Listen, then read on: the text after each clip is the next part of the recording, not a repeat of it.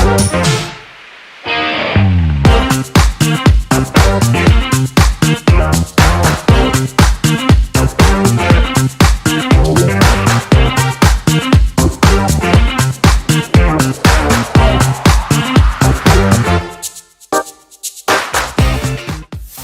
everybody, this is Millie in the City for Beyond Me, the show. Do I have a treat for you today? I love her. I have New York Times best-selling author Jane Green. Oh my gosh, how are you, beautiful? I am wonderful, Millie, and I'm thrilled to be with you this morning. It's lovely to see you. Thank you for inviting me on. You absolutely look so fabulous this morning. The glasses, it's the glasses for me. Thank you. It's they're actually my reading glasses, and also my eyelashes are a bit wonky, so they hide that. So yeah. So I'm scrolling through. I got to tell you how I came across you. I am scrolling through Instagram, right? I'm scrolling as I do, and I'm looking at 4 or 5 pictures with women that I recognize with gray hair, and you as the author. And the gray thing is the gray the new black? Is the gray the new orange? Is it just the new 30, the new 40? Yeah. I think gray is the new blonde. Yeah, that's what I think. I definitely, I went from sort of blonde to pink for a while. I saw that. Yeah, which I really loved. And actually the gray came because in order for my hair to be pink, which it was for a couple of years, I had to bleach it. And I woke up one morning and half my hair had snapped off. So I went from having long hair to having very short hair. And thankfully it's growing now. But I also have been all of these, they call themselves Silver Sisters. I saw that.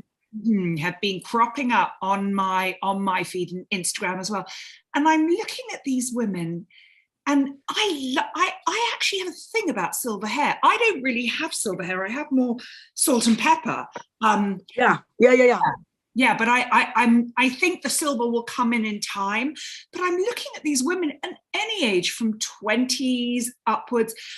And to me, I loved how powerful they seemed and how comfortable in their skin. And I just thought the statement they were making by saying it's okay to age, it's okay to be who we are. And I sort of, there are so many layers to it, because I think it's COVID, we weren't able to go out and get our hair done.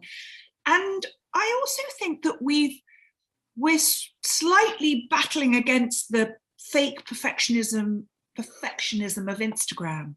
I think we've lived with that for a while now.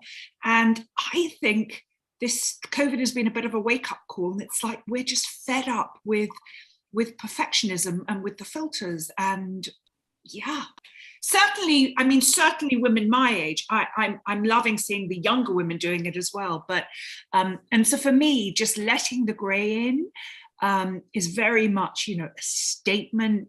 I've reached an age where I don't need to be noticed in the same way, which is good, because you definitely become more invisible when you stop coloring your hair. Right. I am going to, and this will be the only time I do this on this interview, I'm going to have to disagree with you on the women at any age. And let me tell you why. Because I got this gray, and it's a lot more of it. You just have to see me in person. Honestly, I got it honestly. So women coloring their hair silver, I feel like, get it honestly, like I did. Oh yes. I totally agree with that. But actually, I'm surprised at how many. I agree. 20-somethings. No, they have their gray cut. They've turned gray, and they're letting it go. And that, I think, is very beautiful to have. To have this sort of gorgeous young face, and then the shock of silver hair. It's just stunning. Yeah. I'm waiting. I'm hoping, because mine is, I think, about 60% gray. Yeah. And maybe about 60%. So I'm not even going to color it. I used to hide it. So I've read all about you. So I do understand. When I read some of your articles, I thought to myself, me too. So my hair was dark brown. So I got the dark brown covering when I saw a little bit of it. And then let me tell you, I couldn't do it anymore. I said, let me just go gray. Now, the good thing about the young people is now in the beauty supply stores where I am, since the Rihannas have done it, right? And things of that nature, they have gray crochet and sometimes gray braids. I haven't done the braids, but I've done the gray crochet until. So I was rocking it. I'm taking pictures. I'm loving it. It's full. It's amazing. Until one of my friends said, and she's a radio personality. I will not mention her name. And she said, oh, I thought you were just doing that for show. I'm like, no, I'm really great. Yeah. Then I let her quickly, and I know she didn't do it on purpose. I let her quickly kind of change my mind. And then you have I always speak to everybody. There's a lady that in my neighborhood. She's like, oh, you know how they look at it? Mm-hmm. You know what I mean? Like, so you're just gonna, because you know what I'm doing. You know exactly what I'm doing. Mm-hmm. You're just gonna let it. And then I didn't think about it at all until they both said that. But here's something that I think is really interesting. I think we traditionally have always thought of women who let their hair go gray as having somehow given up. It's like, and you don't have to give up. I have a full face of makeup on. I've got my lashes, I've got my jewelry. I can still glam it up with the best of them. And you can do that and still have gray hair. It doesn't mean that it's all over and you're sinking into the next stage of your life and you're never going to leave your bed again. Right. Because I think I equated it with old age until I found out that gray is hereditary. So I'm looking at my mom like, thanks, Mom. But also wisdom. But I did find when I had the gray, I found that younger men were trying to hit on me. Oh, really? Yes. Where were you going? Where should I be going? And so with Clear Productions TV Radio Network before COVID, we were traveling all over the place.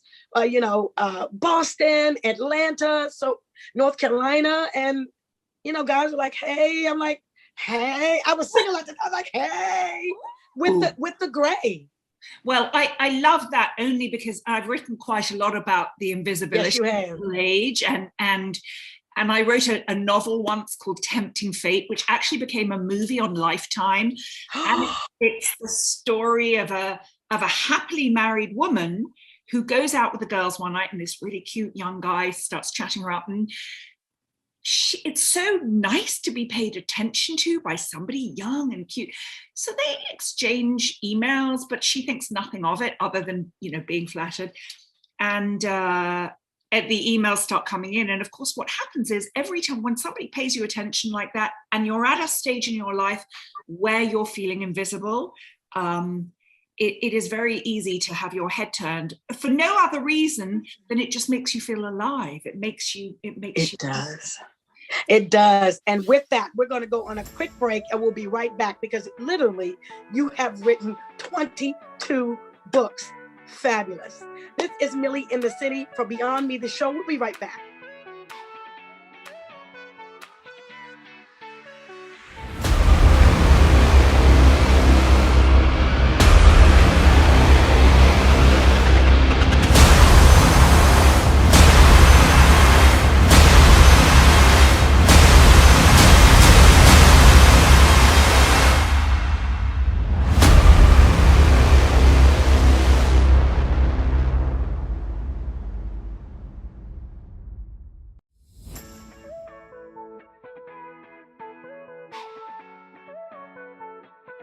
Welcome back. This is Millie in the City for Beyond Me, the show, and I'm on with the beautiful, stunning New York Times best-selling author, Jane Green. Oh, I thank you for taking the time to speak with me today. Oh, this is the highlight of my weekend, and I'm just thrilled that you invited me here. Thank you. Thank you. Now, I originally looked at the article and looked at the gray, and I thought, awesome article. But once I started doing my research, 22 books. Ooh, so you said you are bed addicted. Does that mean you've been reading in bed this whole time? Well,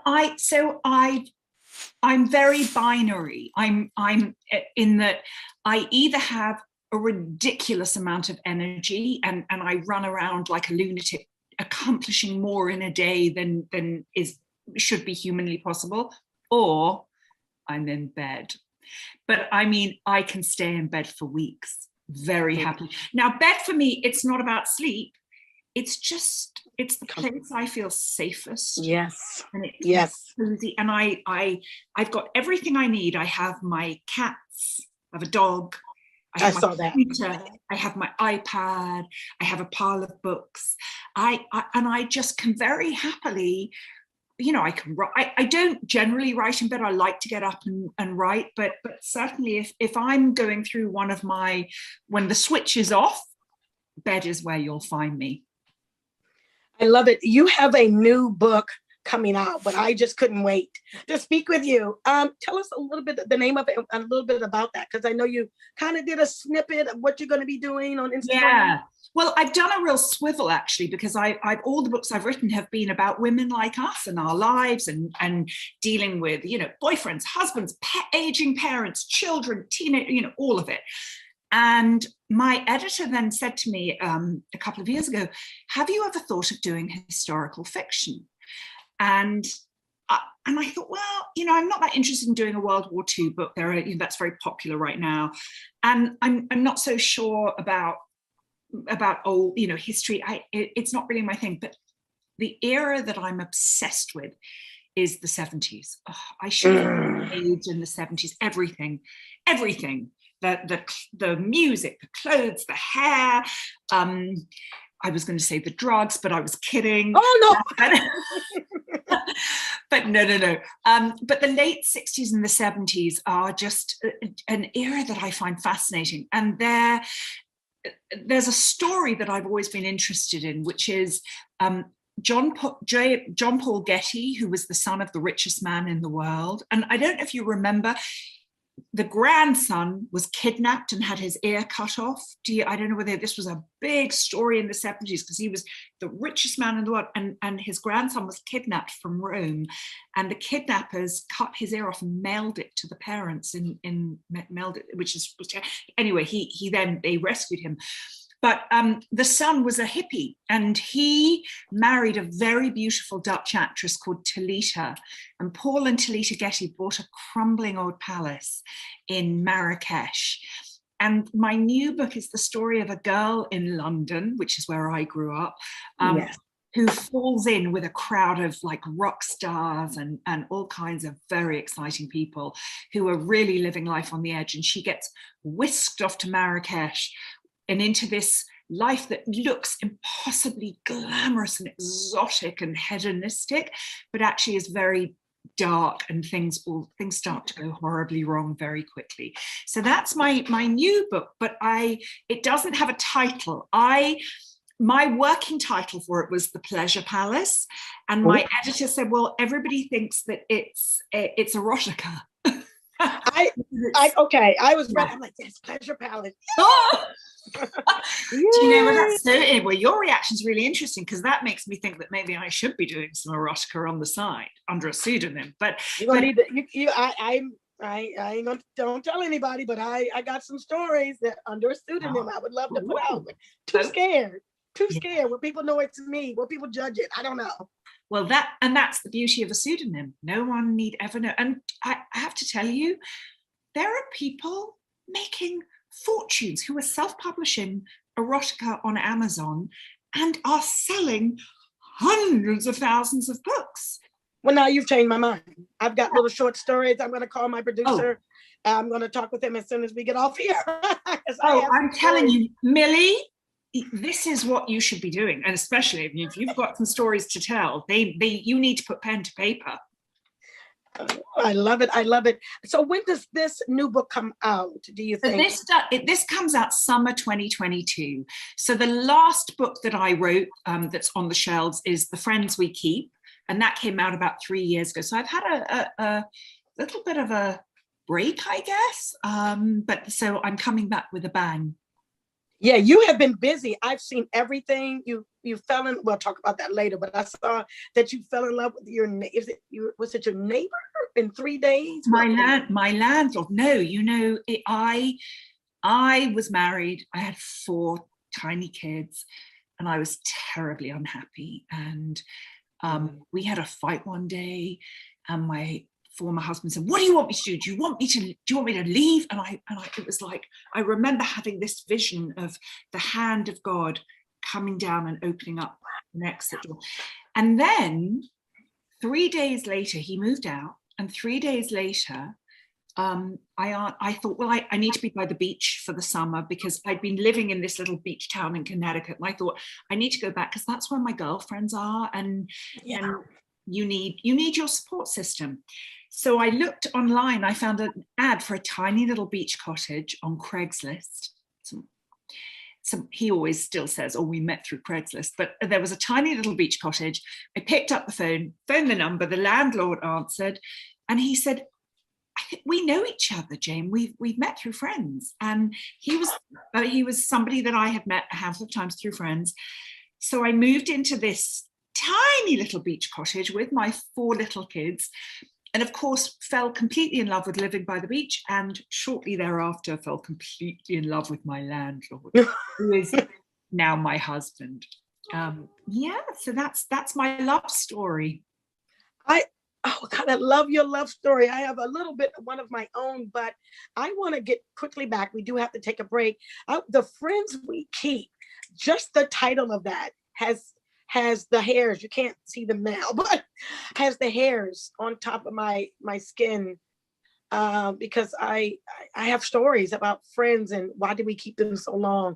Why were they friends? Were you the same friends? Are they the same friends to you as you are to them? And so I think I'm going to have to pick up that book. If I pick it up, maybe you can sign it for me, because I would love. I will send you a signed copy. Actually, I would love that. I would love to read that. And you know what else I can do? I can also send you a signed copy of my cookbook. So I have a cookbook. Yes. So I would love that. I wouldn't mind, my daughter and I started, not really a book club. We started to read some books. I forgot the name of the first book, but it was so interesting. So if you send me 2, I will gladly pay. Oh, no, it would be my pleasure. How old is your daughter? 26. I know. I look 26. I know. No. I thought you were going to say younger. Actually, I was going for a high teen. I was thinking you were going to throw out a high teen, but that is isn't that? I'm going to cut you off really quick. On that note, I got to take a quick break, and so we'll be right back. This is Millie in the City for Beyond Me, the show. We'll be right back.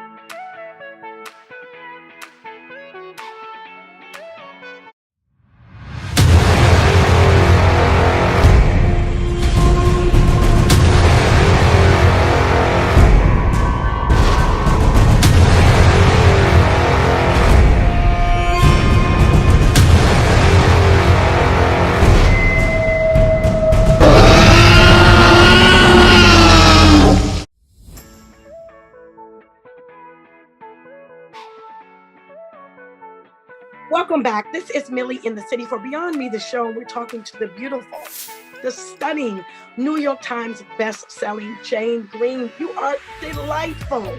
I love you. Thank you so much for just talking with me today. I really appreciate it. It's just the English accent. Honestly, if I was sitting here with a Brooklyn accent, you'd be like, "Oh, it's very boring."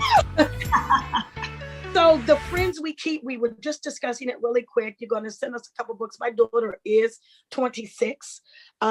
With I have a grandson. Well, I have 2 actually.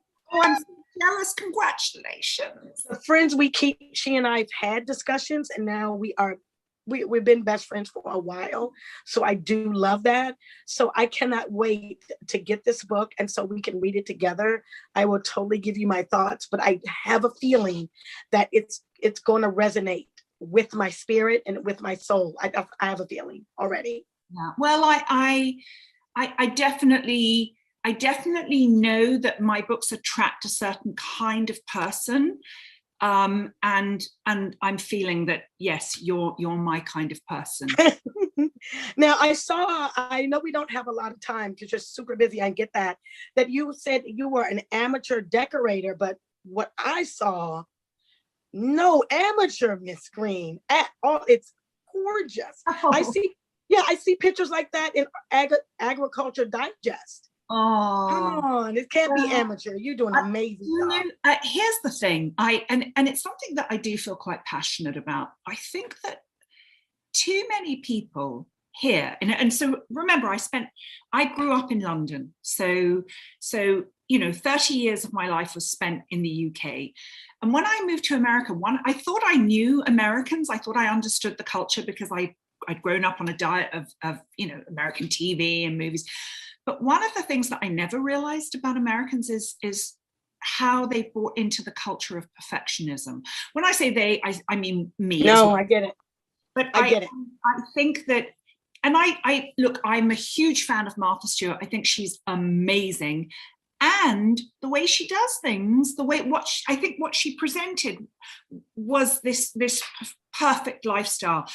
And I think that we all adored it, but we've taken it a little too far, and we've put so much pressure on ourselves that this ties into friendship. Rather than having people over to our homes, we don't, because we're worried that we can't cook, or we can't cook well enough, or our house doesn't look right, or we want to wait until we redo the porch, or whatever it is. And actually, I think, my home is beautiful and completely comfortable, because there are cat scratches on all the sofas.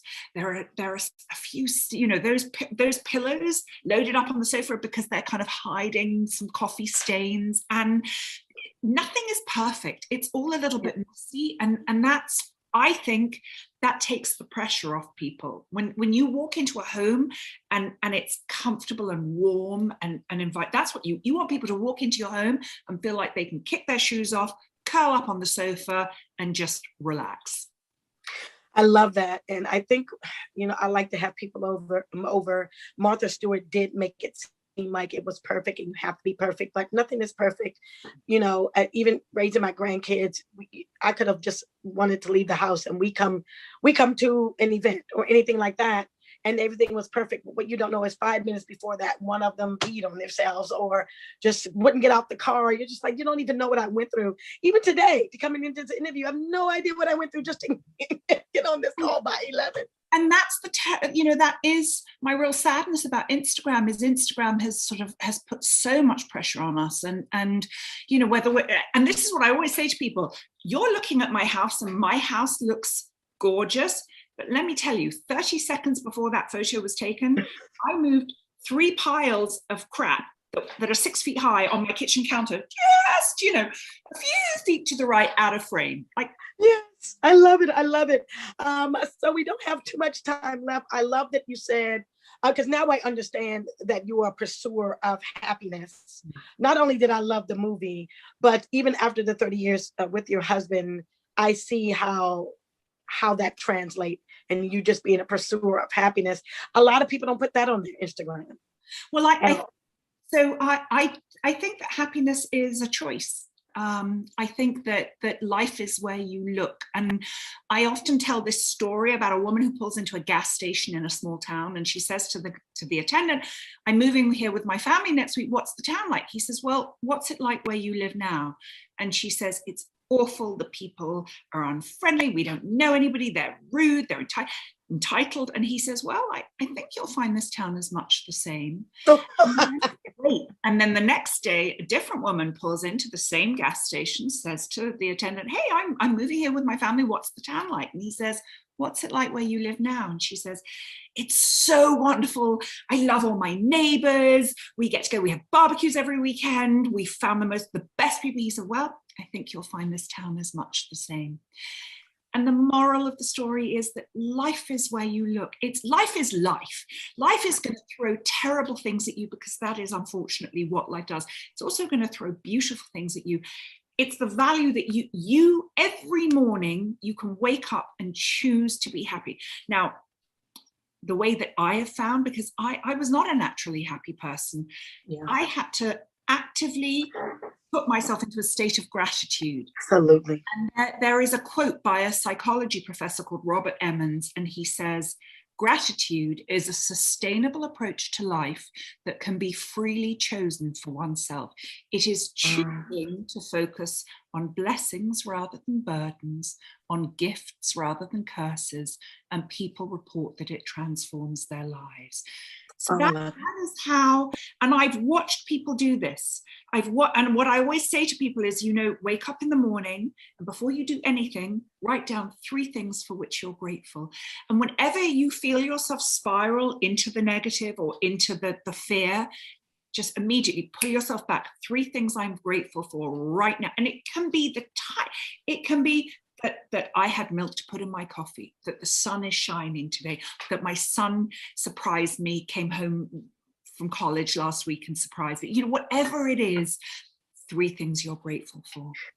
I absolutely love it. I just knew I was going to get more out of this interview, and you've given me more, and I really thank you. And I'm so looking forward to the cookbook, because that's one thing. People collect so many things, snow globes. I collect cookbooks, but I'm now on Pinterest. And there's this one thing on Facebook it was on Facebook when I saw it, called Tasty. And I've done some recipes on that. But I really want to say thank you again, and good luck on your next book. I can't wait for the actual title of it. Well, I would love to come back when it comes out next summer, and we can talk about all kinds of other things. Yes, we can. And the erotica privately. Well, I was going to say, and perhaps, yes, you'll send me your erotica short stories. I love it. I love it. Thank you again. I can't wait for this book to come out. We will surely have you back on when it does, so we can talk about it and just explore. And you have a great weekend, because I feel like you will. I feel like you will. Thank you, Millie, and you too. And it was just lovely meeting you.